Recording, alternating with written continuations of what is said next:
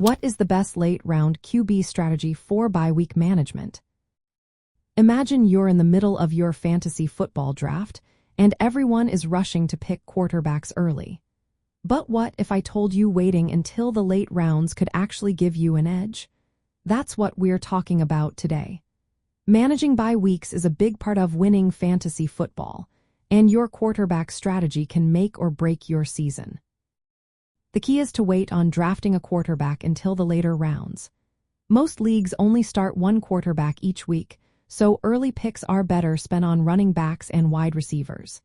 These positions are more scarce and harder to replace if injuries or bye weeks hit. By waiting, you save valuable early picks for these positions, giving your team more depth overall. When you do pick your quarterback late, look for players with upside. Think about quarterbacks who run the ball well or are in pass-heavy offenses with good receivers. These traits help them score points even if their team struggles sometimes. A quarterback with rushing ability can rack up extra yards and touchdowns, giving you a steady floor each week. Some managers like to draft two quarterbacks late in the draft. This gives you options during bye weeks and helps cover injuries. You can then stream quarterbacks week to week, starting the one with the best matchup. This approach keeps your team flexible and maximizes points without wasting early draft picks. Matchup-based streaming is a smart move. Each week, check which quarterbacks face weaker defenses or have favorable game conditions. Switch between your to late round quarterbacks accordingly. This way, you always have a quarterback with a good chance to perform well, and you avoid the risk of being stuck with a bad matchup.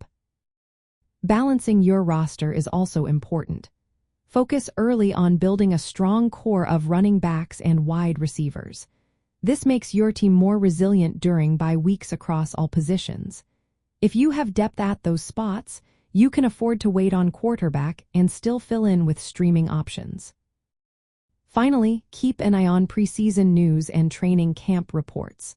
Sometimes a backup quarterback or a receiver's role becomes clearer, helping you decide if you want to invest more in a late-round quarterback or focus on other positions for bye-week coverage.